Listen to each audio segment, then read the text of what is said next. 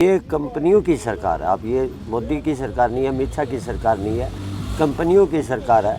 ये विपक्ष कमज़ोर, गिनती बहुत है कमज़ोर, ये लोगों की लड़ाई नहीं लड़ रहा।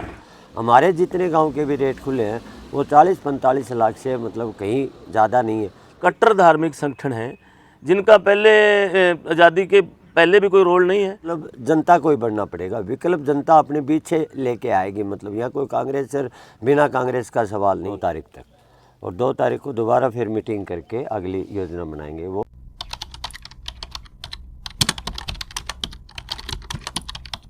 सरकार मुर्दाबाद मुर्दाबाद मुर्दाबाद। पावर कंपनी की गुंडागर्दी नहीं चलेगी, नहीं चलेगी, नहीं चलेगी। जमीन हमारी, रेट तुम्हारा नहीं चलेगा, नहीं चलेगा, नहीं चलेगा। जमीन हमारी, रेट तुम्हारा नहीं चलेगा, नहीं चलेगा, नहीं चलेगा। प्रधान जी नमस्कार। पहले तो आप अपना परिचय दे दो। मेरा नाम तेजिंदर सिंह, जमहूरी किसान सभा राज्य प्रवक्ता। आज का विषय बता दो। आज का विषय यह है कि 8 दिन से यहाँ संयुक्त किसान मोर्चे की तरफ से जो टावर लग रहे हैं, सरकार धक्के से किसानों की ज़मीन के ऊपर लगा रही है और मुआवजे की बात चल रही है। 8 दिन से जो धरना है उसके समर्थन देने के लिए हम फतेहाबाद ज़िले से साथी आए हैं। तो क्योंकि ये सरकार की जो पॉलिसियाँ हैं, जैसे पहले संयुक्त किसान मोर्चे का जो आंदोलन चला था, 3 काले कानून के बाद सरकार अक्सर किसानों की ज़मीनें खोसना चाहती है। अब जो ये टावर लगेंगे इससे ये नुकसान भी होगा कि टोटल जो 2025 बिजली बिल है तो पूरे राज्यों की, पूरे देश में ही राज्यों का बिजली बिल सेंटर में जाएगा और अडानी वाणी की जो बिजली है वो प्राइवेट, बिल्कुल महकमे प्राइवेट करने जा रही है। और दूसरा ये मतलब ज़मीन जो लोगों की ये टावर के बहाने धीरे धीरे एक्वायर कर रही है। इसलिए ये आज मांग है संयुक्त किसान मोर्चा की, जो सभी संगठन यहाँ के समाणी ब्लॉक के धरना लगा रहे हैं, इनको 50 लाख का मुआवजा दिया जाए। ये मांग को लेकर हम इनकी समर्थन में आज यहाँ पहुँचे। तो आपने काफ़ी बढ़िया भाषण मैंने आपका पूरा सुना है, लेकिन 2-3 जो मेन चीज़ थी उसमें थे वो आप जनता के सामने रखो, जो आपने जोश जगाने का और जनता को जो विचार आपने व्यक्त करे यहाँ से। वो तो ऐसा है कि आज जो हालात हैं देश के, जी बहुत ख़तरनाक हालात हैं। क्योंकि हम लंबे समय से जो लड़ाई लड़ रहे थे कि देश में जो हमारा संविधान है इसके आगे लड़ाई लड़के समाजवाद की स्थापना कि किसान और मजदूर के हक का कोई राज आए, इसकी लड़ाई लड़ रहे थे। लेकिन आरएसएस एक कट्टर धार्मिक संगठन है जिनका पहले आज़ादी के पहले भी कोई रोल नहीं है। आज़ादी के बाद इनकी एक जनसंघ पार्टी थी, 2 इनके एमएलए बनते, एमपी बनते थे। उसके बाद इन्होंने जनता पार्टी की सरकार में इन्होंने उसके समर्थन छोड़कर भारतीय जनता पार्टी का निर्माण किया और देश में आरएसएस ने बहुत सारी शाखा बना के धर्म के नाम पर जो बंटवारा किया है। जैसे साथी कह रहे थे कि मुसलमान शब्द आते ही जो मेजॉरिटी यहाँ हिंदू है तो वो इकट्ठा हो गया और इससे मतलब उनकी भावनाओं को भूनकर यहाँ उनका राज है। और ये आरएसएस का जो एजेंडा है असल में वो इस देश के विकास का एजेंडा नहीं। आरएसएस का आज़ादी से पहले भी था कि ये हिंदू राष्ट्र हम बनाना चाहते हैं और हम ये कहते हैं कि पहले हमारे देश का एक टुकड़ा हो गया, पाकिस्तान धर्म के नाम पर बना हुआ है। तो आप अब देख सकते हैं कहीं भी दुनिया में धर्म के नाम पर कोई राष्ट्र बनेगा, विकास नहीं हो सकता। तो इसलिए ये आरएसएस का जो मुख्य एजेंडा है वो है मतलब यही हिंदू राष्ट्र बनाने का। तो उसके खिलाफ ये हम लोगों को ये आर्थिक जो लड़ाई होती है, इस आर्थिक लड़ाई में लोगों की एकता बनती है। जैसे आप देखोगे संयुक्त किसान मोर्चे के पहले लोगों की इतनी एकता नहीं थी। उसने जितने भी, जैसे हम वहाँ रहे तो खापें थी जो हम देखते थे कि वो जैसे पंजाबी थे, उनके बारे इतना नहीं अच्छा समझते थे, तो वो एक का बना। तो आज ज़रूरत है, जैसे हमने पहले भी बताया, कि हमें आरएसएस की सत्ता से खेड़ने के लिए तो हमें जो मोर्चे बनाए हैं, संयुक्त किसान मोर्चा है, उसमें ट्रेड यूनियन हैं, उसमें कर्मचारी फेडरेशन हैं, ये एक बड़ा मोर्चा बना के जो हमें लड़ाई लड़नी चाहिए, आर्थिक लड़ाई और कॉरपोरेट की नीतियों के खिलाफ, ऐसे मतलब जिसमें किसान और मजदूर आप इस लड़ाई को जीत सके। प्रधान जी, आपने अपने भाषण में कहा हरियाणा के अंदर 37 विधायक कांग्रेस के पास हैं और आप कह रहे हो कि विपक्ष की भूमिका किसान को निभानी पड़ रही है। तो क्या विपक्ष इतना कमज़ोर होगा कि वो जो नेता हैं, वो जो विधायक हैं, वो जो सांसद हैं, वो हमारी आवाज़ नहीं उठा पा रही? नहीं, विपक्ष कमज़ोर, गिनती बहुत है कमज़ोर, ये लोगों की लड़ाई नहीं लड़ रहा। तो हम इसलिए कह रहे हैं कि जनता ही विपक्ष होती है, दो विचारधारा है। जैसे कोई हम मतलब हम यहाँ संयुक्त किसान मोर्चा कोई या कांग्रेस का मोर्चा थोड़ी है, लेकिन जैसे पिछले चुनाव थे उसमें देखा ना, संयुक्त किसान मोर्चे ने मान के भाजपा को जो हरा सकता है, भाजपा को हरा सकता है, उसको वोट डालनी चाहिए। तो यही फैसला था कि जितने भी संगठन हैं जागरूक हैं, तो आरएसएस को सत्ता से, भाजपा को सत्ता से बाहर करने के लिए जो भी महागठन बना था या जो भी कहीं रह सकता है भाजपा को रहने लिए, वो किया। तो विपक्ष का मतलब जनता है, सरकार के पक्ष आज जनता ही है। प्रधान जी, एक चीज़ और आपने कही कि जो हमारे नारे हैं, जैसे किसान का मेरा, किसान मजदूर एकता जिंदाबाद के नारे दिए जाते हैं, आज आपने छात्र को भी साथ में जोड़ा है, उसके बारे में थोड़ा बताएं।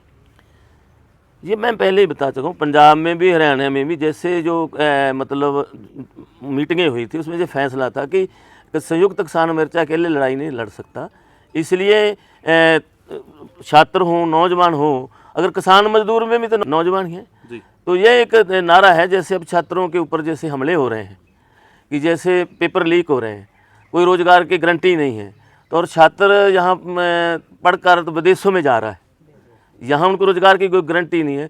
किसानी में हमारे पंजाब में ऐसा है कि कहते किसानी घाटे का सौदा है, तो विदेशों में जा रहे हैं। तो छात्रों को भी जागरूक हो, क्योंकि हमारी आज़ादी की लड़ाई देखोगे तो युवा ने लड़ाई लड़ी, तो आज भी ज़रूरत है कि छात्रों के भी एक का हो, तो उसी एक बड़ी लड़ाई अपन लड़ सकते हैं। 8 दिन लगातार तो इस धरने को हो गए हैं पुनिया साहब, और जो है परसों एक बड़ी मीटिंग करके अपना फैसला भी लिया है, तो थोड़ा सा इस धरने के आगे के कुछ मतलब सुचारू रूप से चलना तो के कुछ फैसले लिए गए।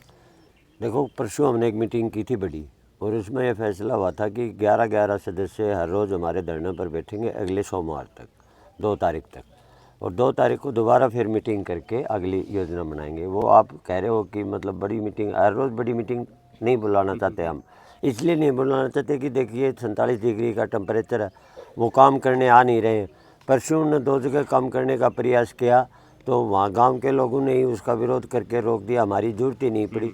तो जैसे ही मतलब और कंपनी की हलचल होगी उसी हिसाब से हम अपनी संख्या को बढ़ाएंगे। मतलब हम भी अपनी टैक्टिस से चल रहे हैं, हमने ये कह रखा है कि हम इतने ही लोगों को बुलाएंगे हर रोज़, और जब भी जरूरत पड़ेगी 2 तारीख को फिर मीटिंग करके अगले आगामी आंदोलन की घोषणा करेंगे। ये आप तय मान लो कि हमारे पड़ोस में हिसार ज़िला है, हिसार ज़िले से 3 लाइनें जा रही हैं। एक लाइन ये यहाँ जींद होके जाएगी, जो खेड़ा गांव में बैठे हैं, यहाँ से तलवंडी बादशाहपुर और ये छाड़वा होते हुए, और 2 लाइनें उस साइड में ये सरसाना, गोरछी, बासड़ा, चौधरीवास होते हुए।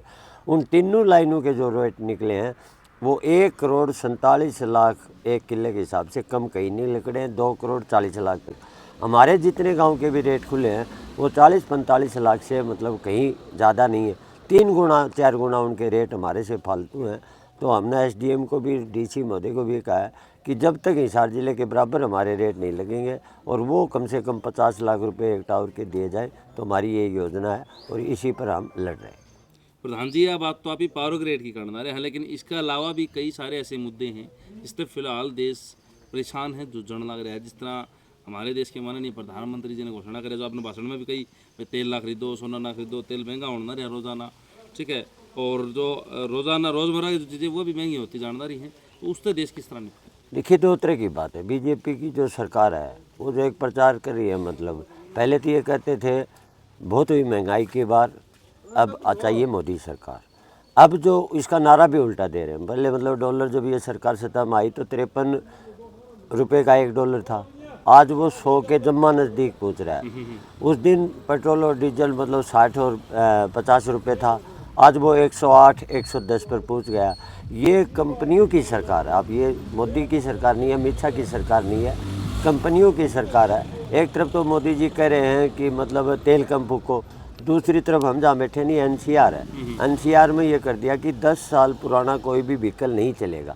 मतलब इसकी 2 योजना, एक तो तेल ज़्यादा बिकेगा कि आज 10 साल की गाड़ी है वो कोई ख़राब थोड़ी हो रही है, उसकी रजिस्ट्रेशन नहीं होगी, वो आगे बेच के नई गाड़ी लेके आएगा। कंपनियों की गाड़ी ज़्यादा बिके, उनको ज़्यादा मुनाफा हो और लोग ज़्यादा तेल। ये तो सिर्फ कहने के लिए, प्रचार के लिए है कि आम जनता को हमें उपदेश दिया ज़रा, मतलब जनता का कचूमर निकल गया। जनता की ना तेल खरीदने की कैपेसिटी रही, मतलब आड़े तो ऐसा है कि दाने खरीदने का भी ब्यूत नहीं है लोगों का, मतलब तो सोना खरीदने का, सोने की तो दुकान के दौरे भी कौन जाओ हम। 1,70,000 रुपये तोड़म कोई खरीद सकता है क्या? ये तो एक प्रचार है। इसके ऊपर भी लोग मतलब आप एक दो सवाल अभी कर रहे थे, मतलब एक नैरेटिव जो आप जैसे यूट्यूबर की बात नहीं कर रहा मैं, आप जैसे लोगों की वजह से तो मतलब ये आंदोलन हमारे छोटे मोटे हो रहे हैं, जनता के बीच जा रहे हैं। वो जो जिसको हम गोदी भी मीडिया बोले हैं, उसने भी एक नैरेटिव सेट कर दिया कि विपक्ष चुप है, विपक्ष चुप। अब देखिए ये जो एग्ज़ाम का घोटाला हुआ है पेपर का, विपक्षी पार्टियों ने इतने बड़े बड़े प्रदर्शन किए हैं, ईडी के दफ्तरों पर प्रदर्शन किए हैं, पर वो उसको दिखा नहीं रहा। लोगों को ये जचा रहे हैं कि मोदी इसलिए है, विपक्ष कमज़ोर है। मतलब वो लड़ भी रहे हैं तो दिखाई नहीं दे रहे।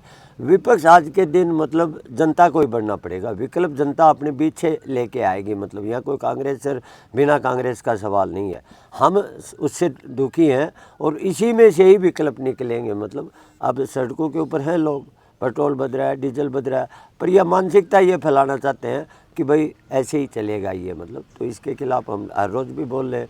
और आने वाले समय में मतलब देश की जो अर्थव्यवस्था है वो बहुत ही संकट में जाने वाले हैं। मोदी जी तो पहले ही कह रहे हैं, मतलब वो कह रहे थे कि दुनिया में हम तीसरे नंबर पर पहुंच गए, चौथे नंबर पर पहुंच गए।